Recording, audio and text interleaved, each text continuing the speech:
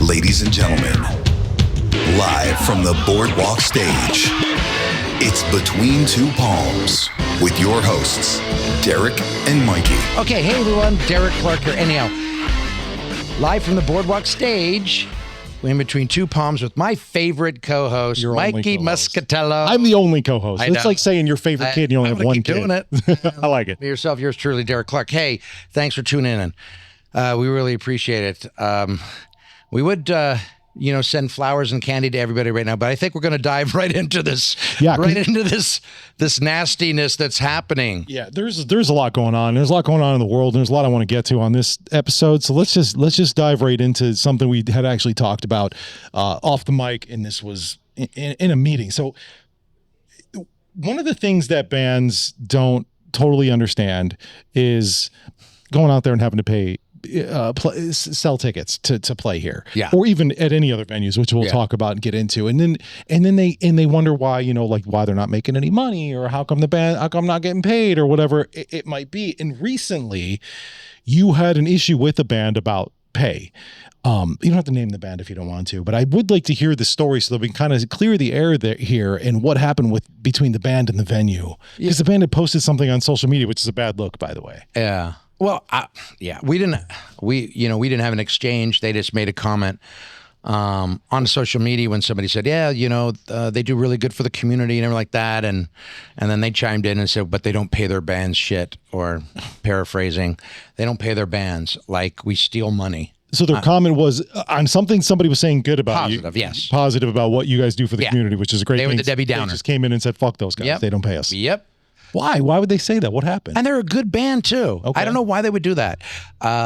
Maybe their emotions got away with them. I don't know. Maybe we give them a pass. I don't know. No. We're not giving anybody a pass. Because you go and put something online like that, you did let your emotions get the best of you. But why did that happen? How come they didn't get the money that they thought that they were going to get? Well, what would they think they were going to get? Their agreement was not with us. They totally took it out of context. Their agreement was not with us. Their agreement was with their promoter, or their lack of promoter. So they should have got, the promoter is the one that should have paid them, as opposed to you paid the promoter. So the promoter and I had an agreement, okay? Okay. And unfortunately, this promoter's done this a couple times where he didn't exactly etch out all the details to the bands. He was just happy to get a band on. Is he a bad promoter, or is he just new? New. Okay. He's not a bad guy either. Okay, so he's just learning. He's a nice guy. He's getting things done. He's learning. I really like everybody, but sometimes they're just. I will talk to anybody. My phone number is widely known. Okay, and you can call me if you got a bone to pick me and say, why did I only make a couple $100? Well, first off, the promoter was supposed to promote it, and they knew that there was front of house expenses. Okay. That's our lighting and our engineers, our door person that collects the tickets, our door fees that have to happen, from our ticketing agency, security. Those are the really kind of the elements. Okay. Once that was cleared, I worked out a percentage deal with them, but there was only 70 people in the place, and you knew it. So you didn't do a thing to promote your show, and neither did your promoter. I don't know where we promoted the crap out of it. So not only did we not cover those costs, and not that we not even cover our marketing costs, I felt bad.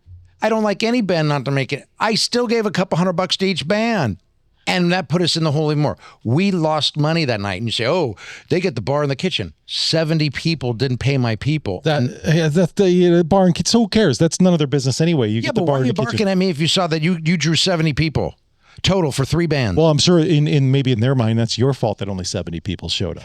Well, you know what? I am partially to blame. I got the first 70. I was hoping that they got the next 70. That would have put 140 people. And that would have been great. And you would have got more money. Yeah. You would have got more money. But so this band's issue was that they didn't get paid. And they said that you guys don't pay your band shit, but you did end up paying that money. You took money basically out of your pocket to pay them, when they actually had a deal with a promoter who's new. We're not talking shit about the promoter. He's just still kind of figuring things out. There's 3 of them they call themselves as promoters. There's three gentlemen in this group that do this. So in the promotions on the promotion side that You know, they like to relive the glory of the yesteryear. But and you know what? In their own right, they were successful, I'm sure.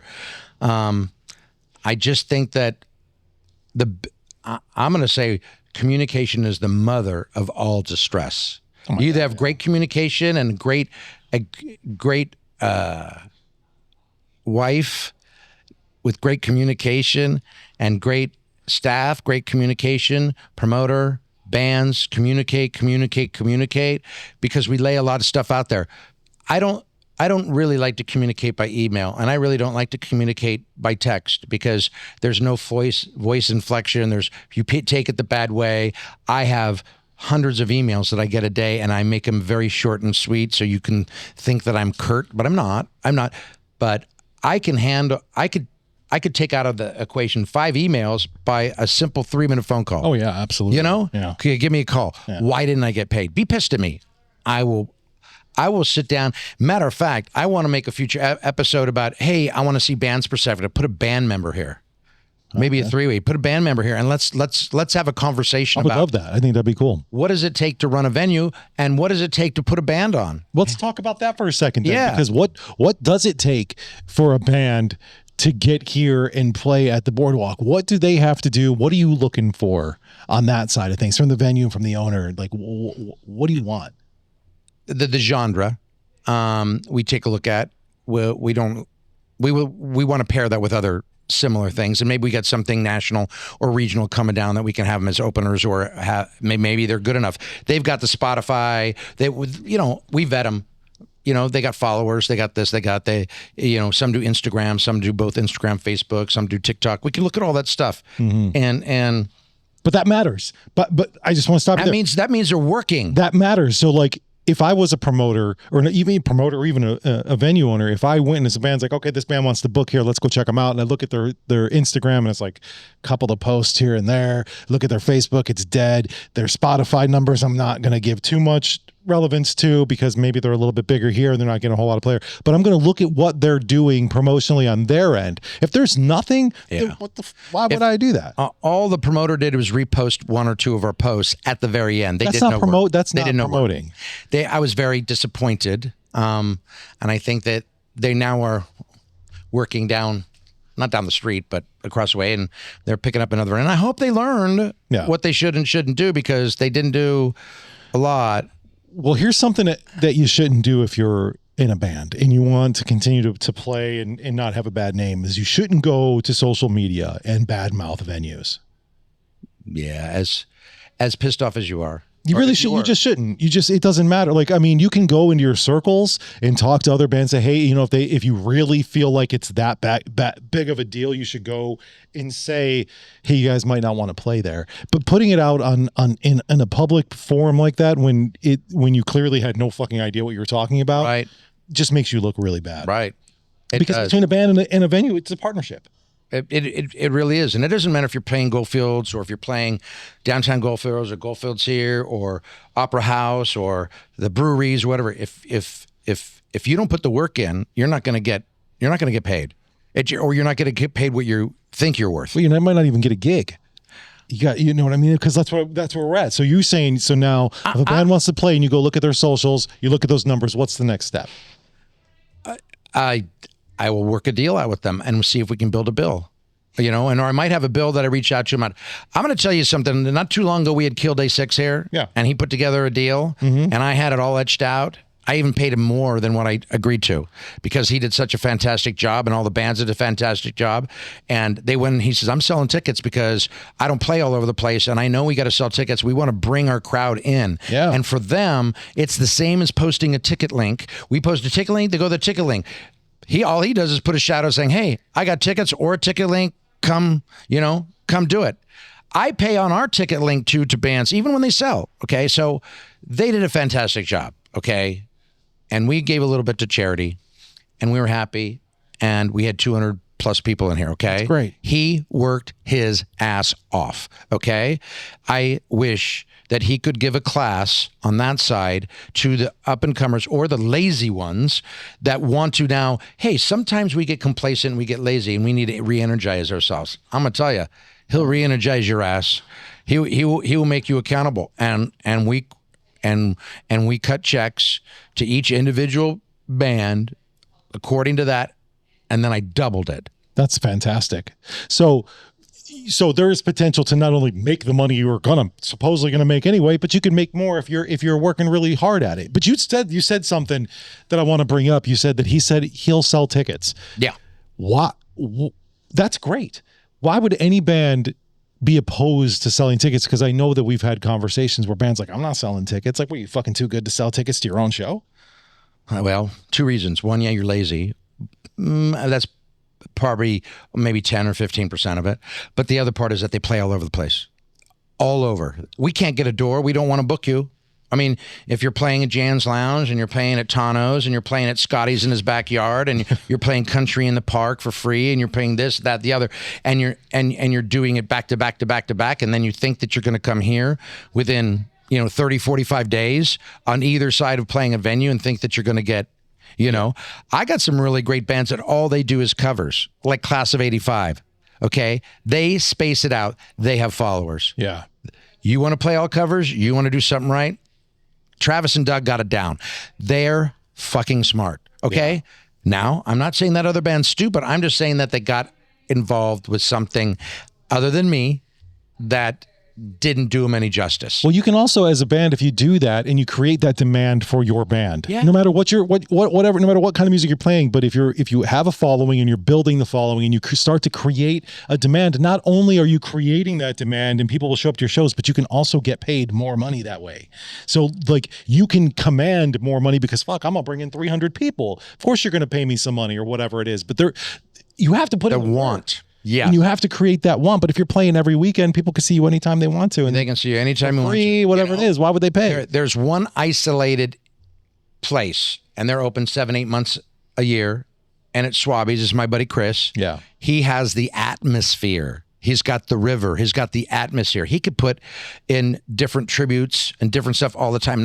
They just go to party and do it. I do it. I go down there. He's got the formula for his area, this niche. This right here, over 8,000 performances have been on the stage. Over 2,500 different bands have been on the stage. 5% of those bands went on to stardom. Portugal the Man, Paramore. She was here at 14 years old, played 5 times. Bowling for Soup. We've had some greats here as well. On the way up, we're on the way down. But we want to create an atmosphere that these small stages like this, that you have to create a door, have to create that want, have to get that following. These small stages are your stepping stones to stardom, not country in the park. Yeah. Sorry. I mean, you might get a little bit of exposure, but any exposure is going to be good exposure. But playing a place like this that's local and people go out to go see shows, if you go to country to park, they're going to see the big acts. A lot of times they're not going to come and see you if you're an opening show or an opening. And the problem is it's so diluted that there's there's 5 stages, 30 bands playing that day, and they're all waiting for the other band, and they're going to go hear you. They're going to do that, but that's not the anchor of the draw. They used to have Sears and big shopping malls, right? Because they're their anchor. Yeah. People would get drawn to that, and then they go in those little shops, just because they were there and they could pick up these trinkets. But they were going for the JC Penney's. They were going for, the Costco's. They're going for all these things that have made it. Yeah. And now the little guys want to make it, so they hang out with the big shops, right? Yeah. That's just a funny analogy, right? But it's true. But the best bet is just start touring. Go tour. Go do. Then you can do these small venues like this and tour around the country and get on a bill and get a manager and get some things. And that's work too, because you're paying for your own hotel. You're paying for your own freight. You're actually paying to go out there. That's called pay to play. Yeah. It's the exact same thing, except for you're not necessarily paying the venue. Flip it around. Let's flip the script here. Invest in yourself. That's an investment. Investing is selling tickets. Investing is buying that better guitar. Investing is buying that better amp. Investing is practice. Investing is writing new songs. Investing is learning old songs. It is promoting yourself. Well, it is all a part. It's selling tickets is part of it. I know we're no Whisky a Go-Go, but Whisky a Go-Go does it as well. Well, yeah, I mean, actually, I can tell you right now, Whisky a Go-Go is a pay-to-play advanced ticket sale. You have to sell, I believe, the bands front the risk on when you play at Whisky, unless you're some massive band, okay? Right. And don't comment and say, well, what about, whoever, shut up. I'm serious. Like if you're a new band, and you're going to pay to play at the Whisky A Go. Yeah. The Viper Room you have to have, if you want to play on the weekday, you have to draw 30 people. You have to sell 30 tickets. If you want to play on the weekend, you have to sell 50. That's at the Viper. Right. And then how big the Viper is. And then the Troubadour. Viper's as big as the stage. Yeah, no, the Viper's tiny. And then the Troubadour, they want proof that you're going to draw people in there. Right. You know people at the Troubadour, don't you? I know the booking agent at the Troubadour. She's lovely, but you better have numbers. They're going to have numbers. Even for an opener, you're not going to hop on that stage without some numbers. You're not going to hop on stage with getting the likes and the looks. There was an English band that just, quick story, the English band, up and comer, had some numbers in England, had a little bit of numbers here, nothing crazy, but had numbers. And Jordan booked them, right? They're up on the stage, they're winging it out. They're just like, they got a decent crowd, but they have a big headliner too. I think there was a Black Crowes that night. Okay. Anyhow, who walks in the door to see them? Elton John. That's in the door. That's cool. Okay, Tom Petty's played there. I mean, Bob Dylan's play. All these people play there. Matter of fact, Black Crowes, I don't even know if they got paid. They were starting this big stadium tour, and things start and end with the Troubadour. I would love this to be the Troubadour of the North, but we're still on training wheels. It used to be. It used to be when with not all the other noise that's out there, and everybody has a stage, but. It was amazing. It's just amazing what she can do. She's so powerful. And she goes, no, it's not me. It's that chair that I sit in. And when I book these bands, and she talks to CTI and CAA and all these big and Polestar calls her for shit. I mean, you know how this shit starts off, man. It's these bands back in the day that were getting booked there that were nobodies. Yeah. And they got bigger. And then they're like, man, I'm going to go play back over here because so-and-so's awesome. And I loved that place. We had so much fun. And they keep coming back there. So like there's bands, huge, massive bands that will just show up there randomly on a Tuesday night and play a show. But make no mistake, they put the time in. But yes. And whatever they invested, selling tickets, new gear, time, effort, beating the paper, whatever it is, it's not the old days of go and get a cassette and then go, and mob a guy while I was in the bathroom and sliding him a tape. Like that was the Partridge Family. That was the story about the Partridge Family. Oh my God. Yeah, anyhow. No, that goes way the fuck. But they did what it took. Do you think they had invested in gas? It's not just about asking your friends to come out and play or to pay. It's about exposing yourself to new people and the variety of ways you can do that on social media and then sell them a ticket because you want to create that. You want to create that want, Mm-hmm. and then space it. If you're going to stay local, space your gigs out. Otherwise, go, work on getting a tour. But if you space them out and you get a better return and more people come here, you're more likely. We have agents come in here all the time. Yeah, I'm sure. All the time. Sure. When it's dead in here, no pun, but the agent's going to say, no draw. That's a big deal. Like you got to have a draw. So think about this. If you sell tickets and you fill the place and there's that agent in there and it's full because your hard work and our hard work, because we got the first 70, you may go places. Man, we still lost money. Okay, I'll just tell you. We don't care. But like I said, we do good for the community, but sometimes we do good for our community of the musician. Little segue of musicians. I know musicians have a hard time. I know most musicians don't have health care. I know most musicians don't have, a lot of things because they're living hand to mouth. Wouldn't it be then because they don't have that stuff? Wouldn't it make the most sense that they'd want to get out and sell tickets to their show so that they can make money? The highest rate of depression is musicians. So go outside, touch some fucking grass, and sell some tickets because the sunlight will help you with your depression a little bit. I'm not saying I'm not a doctor, but they're up and down, and they're grinding. I get it, everything like that. But I don't really have pity. I don't feel bad for anybody who doesn't put in the work, though. I don't care if you're depressed. I don't care if you're a starving artist. Look, you're a fucking musician. And if you want people to see you and you want to make money and you want to make it, you got to put in the work. But saying that the venue should do it all and they don't want to get out there and they're not going to play here because you're saying you're asking them to pay or play some ticket, or I'm sorry, sell some tickets. That's ridiculous to me. Yeah, it doesn't make any sense. People make it make sense. One of the biggest workhorses I know in this business, up and comers, what have you. His name is Billy DeBono. I don't know if you know him. He's got decades. His band decades. He's a fantastic drummer. He's also the booking agent for Feather Falls. Oh wow, okay. He's got like irons in the fire. He's going on a tour, still booking things for Feather Falls. I mean, he's a monster. Yeah. He's got some draw, but he worked really, really, really, really hard at it. Yeah, people don't just show up. You're not going to just have draw. You have to create it. You're never too old to sell yourself. Oh my God. I mean, in a way too. Yeah, that too. But you're never too old. I mean, you're never too young. You say, oh, that's for the young persons. We don't do it anymore. We don't do that. Well, then you're going to be pigeonholed. So that's what you think that and I don't think, maybe you've heard that before, but some bands that are older and been around for a while, like, we don't do that anymore. We already did. Sell tickets. We did it. We've been there, done that. We've been there, done that. So what the fuck do you think is going to happen now? Based on your name, let's just assume your name and no numbers. You're a band that nobody's heard of in a long time. You haven't played in a venue in months, maybe even a couple of years. You have no numbers. What do you think is going to happen? How many people do you think are going to show up to your show or to that show? Let me ask you that. You've been in this experience. What happens?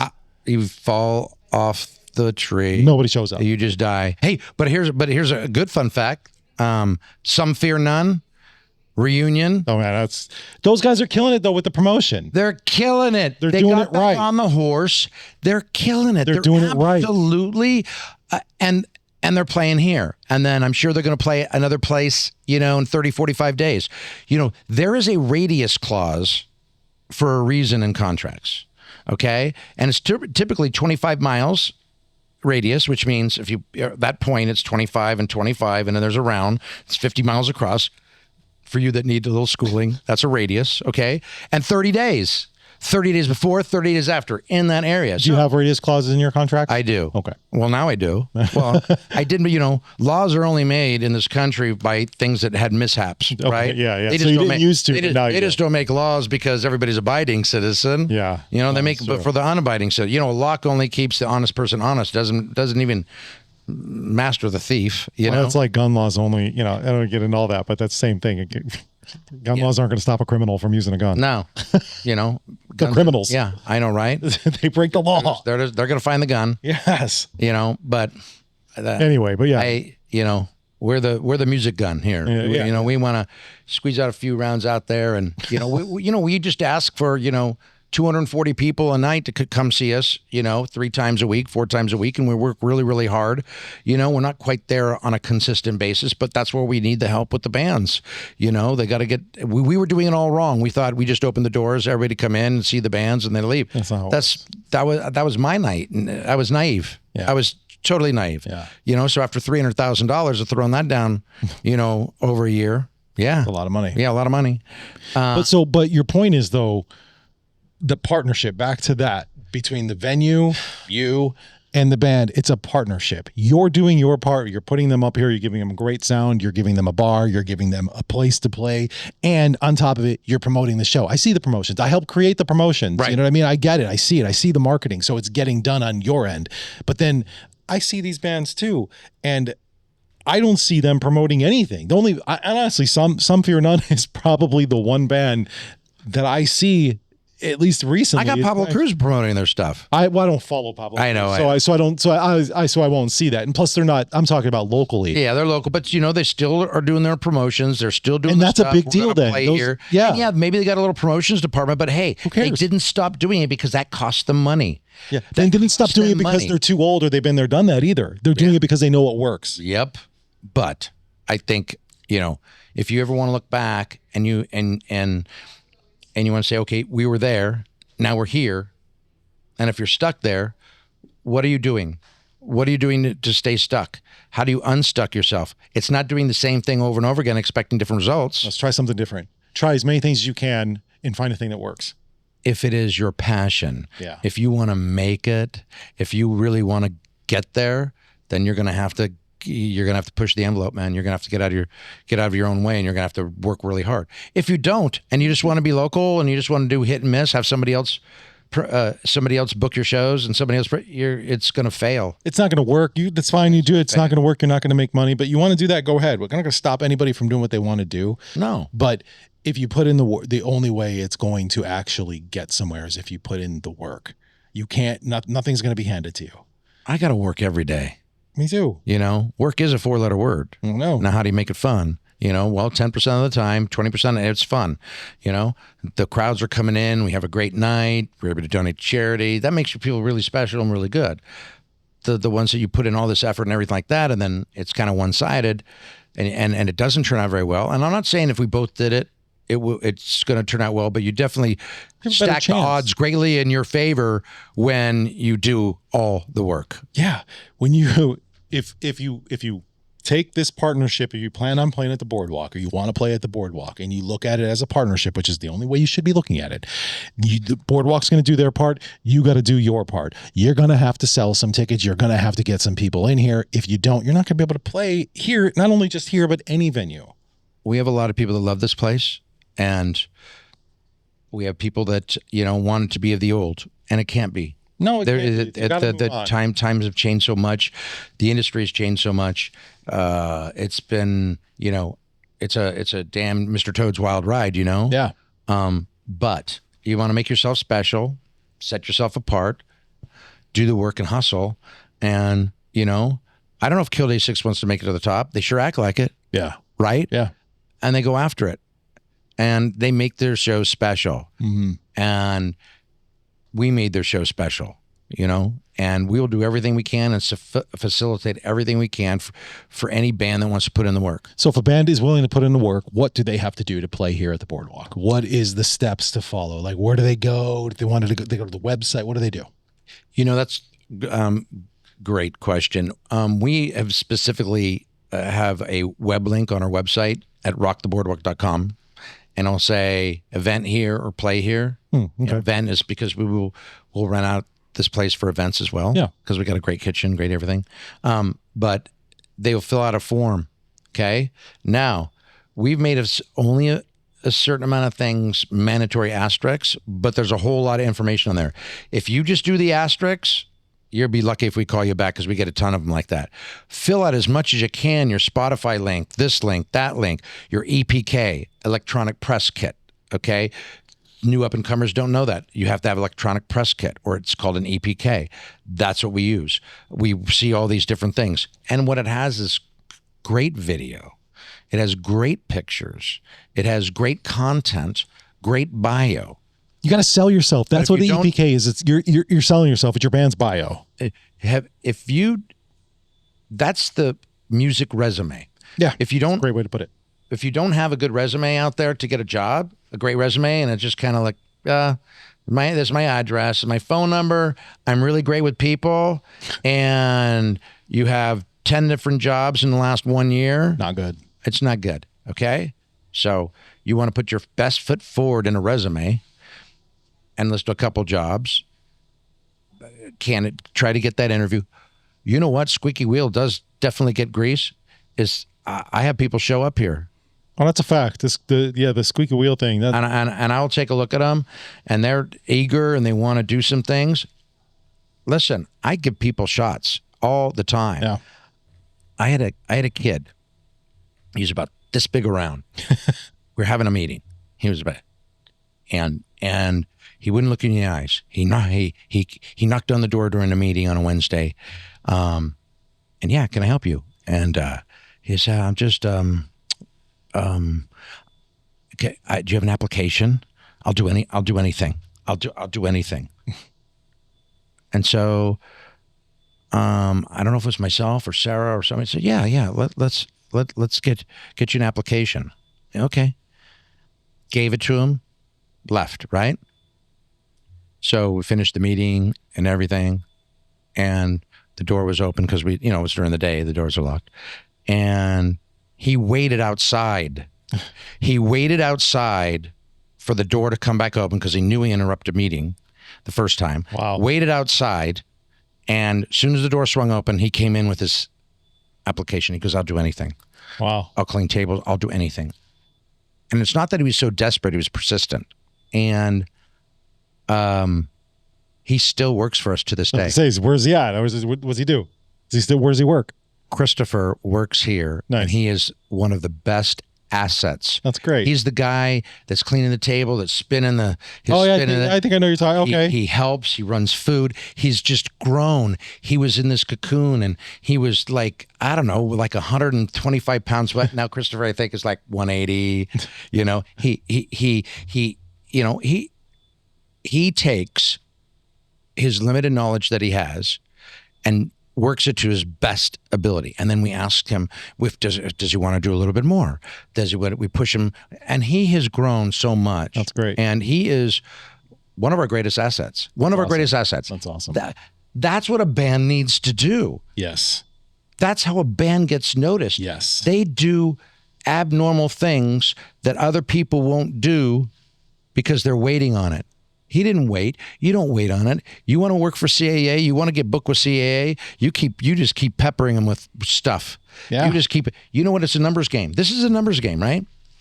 But if you only have one number, you're never going to hit that lottery. That's true. You have to play many numbers, many ways, all the time. All the time. Yeah. Like, listen, every band posts their Spotify links. Every band shares a little clip on Instagram of their latest, homemade music video, whatever it is.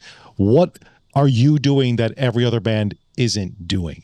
And if you have to ask yourself that as a band, and if you're not doing something that the other bands are doing, then figure out the fuck it is you got to do and do it, or else no one's going to notice you. You know the crazy thing is, there's more information available to you now than before. Yeah, you'd have to go and do the shoe leather express and beat the pavement and get out there and do the things you need to do.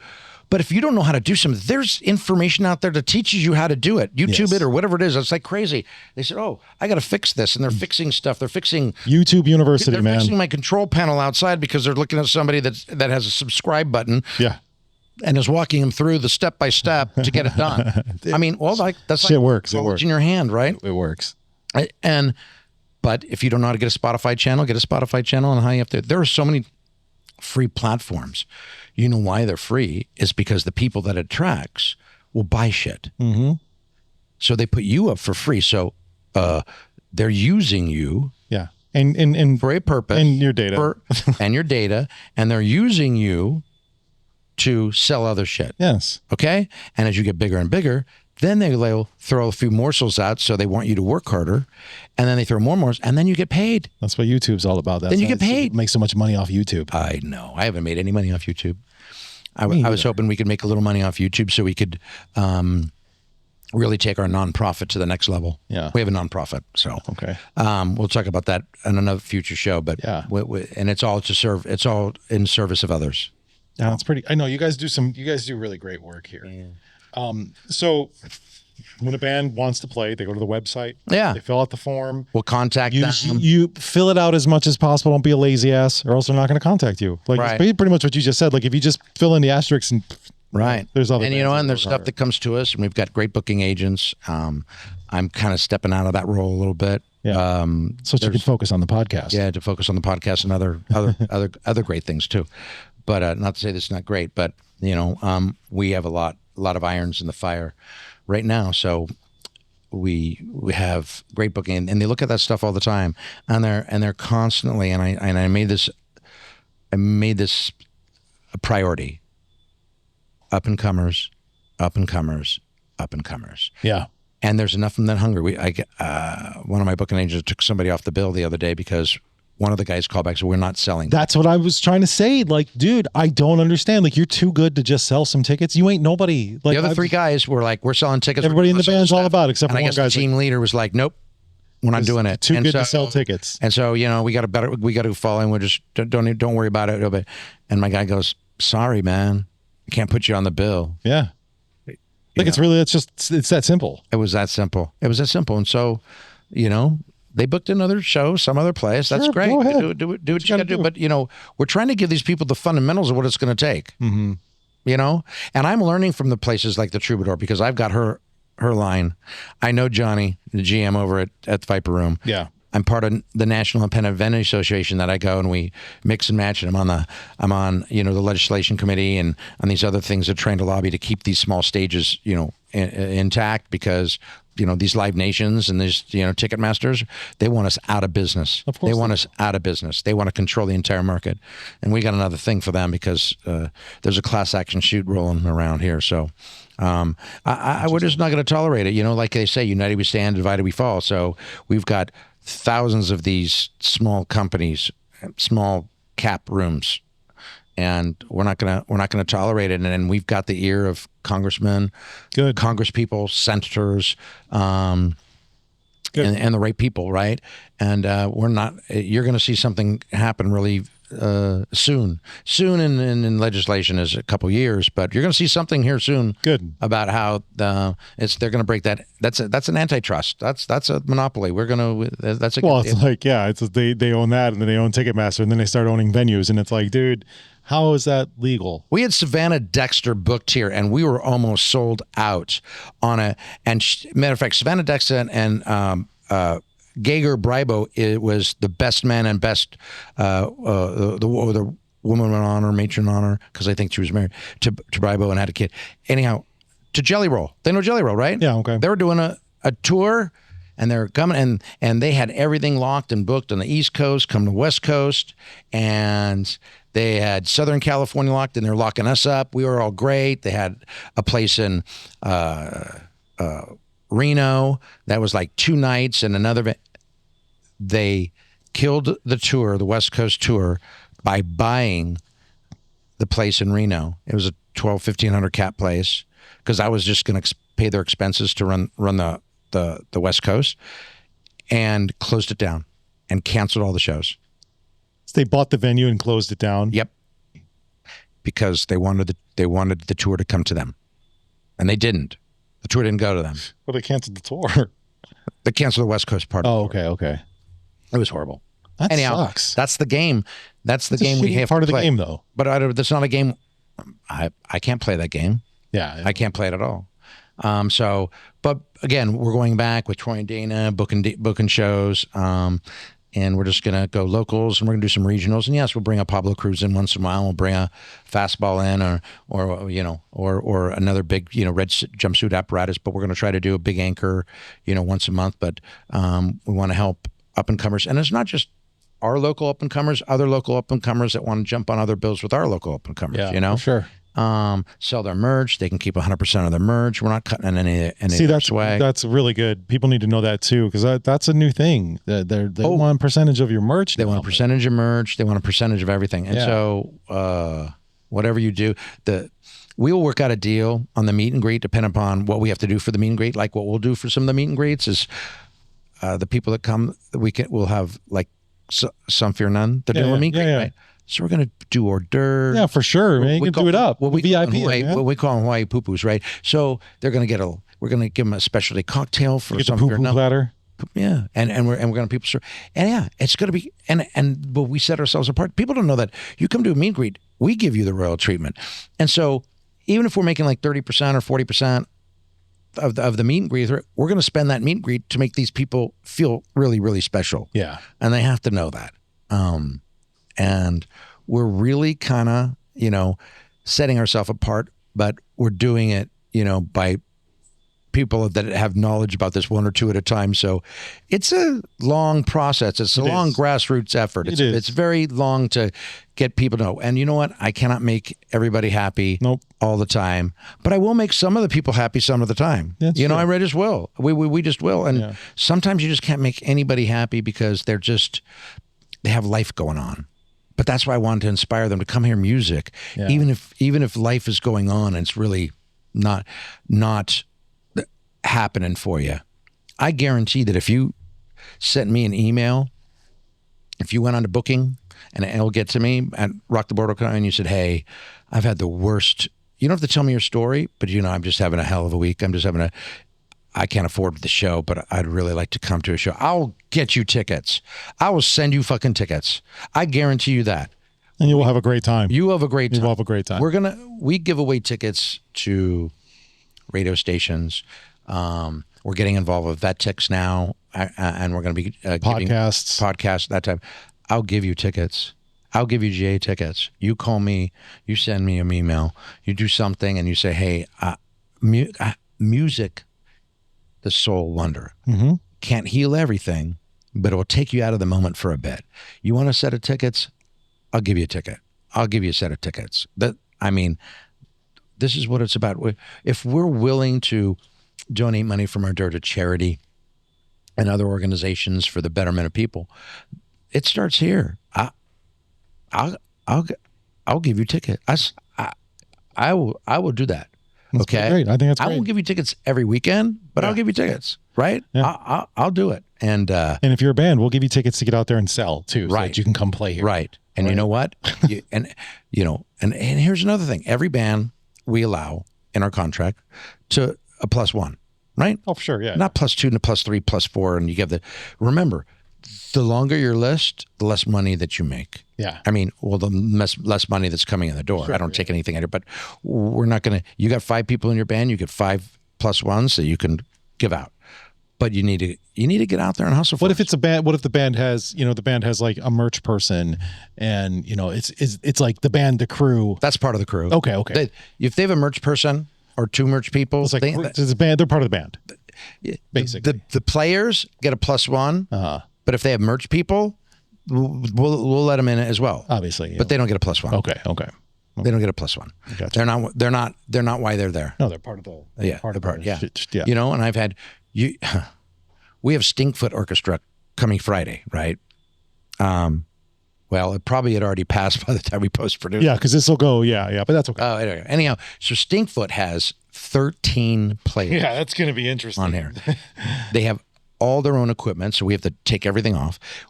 Everything. So they probably have 20 people, and they've got a big bus coming, a trailer coming, and if you don't know who Stinkfoot is, they were Frank Zappa's band. Yeah, that's a big deal. That is a big deal, and they're going to be here. So, naturally we can't comp everything for all that, but we worked out a nice deal for them. They're going to naturally always keep their merch, and we're going to give them a sweet deal on, food and what have you. But, they get to keep most, and then they're a great band. Yeah, that's going to be a good show. They're a great band. Anyhow, in closing on this last subject is, if you have a problem with Derek, if you have a problem with the Boardwalk, if you have a problem, I will break bread with you. I will be more than happy to work it out. Yeah. If I did you wrong, I don't know how, but you never know. I don't know though, but you could be wrong. You could feel like you're wrong. I want to sit. Hey, I will be more than happy. I'll be more than happy to chat with you. Come with an open mind. You can see both sides of the story. There is not a whole lot, if any, venue owners that would do that. So I think bands need to understand that that's kind of a big deal, that you're putting yourself out there to be communicated with. Like a lot of, venue owners have people. Yeah. And you have people, but you're saying that you don't even have to go to the people. You can come straight to you. You can come straight to me. And if you have a problem with something that's going on in the music world, or something that's going on in a venue, I'm not going to help you combat the venue or anything like that. But if you have a question about something, I'll tell you what we do. Yeah. I'm not going to tell you what they should do, but I'll tell you what we do. I'll tell you what industry does. I'll tell you what small, independent. And if I don't have that answer, I have like 50 people. You can get the answer. I have like 50 people I can call from NEVA and say, hey, how do you guys work it? And different parts of the country act different ways. Sure. There's different economics, but I'll tell you as a basic rule what goes on. I'll help you with that. Matter of fact, we're gonna in the future gonna do forums for bands that come here and learn about. Yeah, we talked a little bit about that before. How etiquette works, or how things work on our side of the industry, and what to expect. Yeah. And then you can take it from there. It's almost like a quick master class real quick on just almost how to get started, kind of. Yeah. As pilots, we have navigation classes and different. Yeah. This is going to be navigation class on how to navigate in a concert environment. I think that's a great idea. Yeah. I'd love to be a part of that when that starts to happen. But Derek, I think this conversation has been really great, and just getting that information out there for people to understand that you're open. Come talk to you if you have a problem, instead of being like an idiot and going on social media and rage posting like a moron. Don't do that. Don't be dumb. I'm not saying that to protect the Boardwalk or Derek. I'm saying that to protect you, because if you start rage posting, you look like an asshole. I'm not going to throw stones at it, but I'm just going to tell you one thing. When you post stuff like that, other venues are seeing it. That's what I'm saying. You look like an ass. You're gonna create a storm for yourself. Yeah. And I'm not going to do it. I'm not going to tell them, don't hire you or don't. You have the right to have your opinion. This is free speech. But man, get all the information. Get all the information. Yeah. Find out if I really do what I do. You know, come find out. Yeah. Don't just assume that, oh, it's just another one of those persons or people I've had statements where like, yeah, they don't do any of that. They don't donate anything. They keep it all. This is just another, .org, another nonprofit. This is the stupidest thing I've ever heard. Gosh, man, if I had a nickel for every time, somebody said that about a nonprofit, I mean. People say that all the time. And I can tell you for a fact, because I did a charity event here, that I raised money and you guys gave me the money went to the charity. Like right. Trust me. So between what we do, and I know Sarah likes to be more specific about, the money that we have personally gave, about $80,000, but what we have helped raise for other charities. And again, over $200,000. Oh my God, I know it's easily. But that's what by making our concert venue available. Because Sundays is the day that you can come raise money, and if it's the right cause and everything that we'll help with, but that we donate our venue. So it's we've helped raise a lot of money over the short amount of time that we've been around, and our goal is $250,000 a year. That's great. That's what our goal is. That's a great goal. And if it's been a road, It's still a road. It hasn't been a road. You're still on it. It's still a road. But it's a good road. It's a good vehicle. Music's wonderful. People are wonderful. Most every person's wonderful. I'm mostly wonderful, but I have bad days too. So if you have a bad day, that's okay. You get a pass. But but get the whole story. That was Paul Harvey and the rest of the story, right? That was Paul Harvey. Yeah. That was Paul Harvey. Yeah. So I enjoy this business, and I think that's probably where we end. Yeah, no, I think that's pretty much it. It's a good episode. There's a lot of information here, but again, just make sure if you want to play here at the Boardwalk, you understand the way it works, and it's not just the Boardwalk, and you can run around and think whatever you want to, but selling tickets is not beneath you. Right. Grow up. And it's not the only thing that you have to do. It's not the only thing that you have to do. Like, come on now. Just if you want to succeed, just do everything you can. Everything you possibly can. Yeah. And you know what? Let us know if we can help. Yeah. Tell us what you're missing. Yeah. So, and we're more than happy to get in the trenches with you. Absolutely. That's what this is about. It's a partnership. But thank you for watching. On behalf of my co-host. Your favorite co-host. My favorite co-host. Yeah, my favorite co-host, Mikey Muscatello, and myself. Thanks for watching. Thanks for cluing in. If you got a subject, if you want to talk about some stuff, we also have info@rocktheboardwalk.com. You can send some information or comments or asks. That will help. Yeah, that's tremendous. Make sure you follow us on Spotify and everywhere you see it, Apple, all the things, and you can leave comments on Spotify. Are we going to get on YouTube? I think we are on YouTube. Okay, check us out on YouTube. I don't know. I actually have to ask. You have to ask Cameron that. Yeah, I can't. We'll have to make sure that we're up on YouTube, but make sure you're following. You can watch this on Spotify. You can listen to us on every podcast platform. Oh, nice. And so just subscribe, follow along, comment, share, tell people. If you're having a bad day, need a ticket, I'll get you one. Give Derek a call. All right. Take care. God bless you. And see you next time.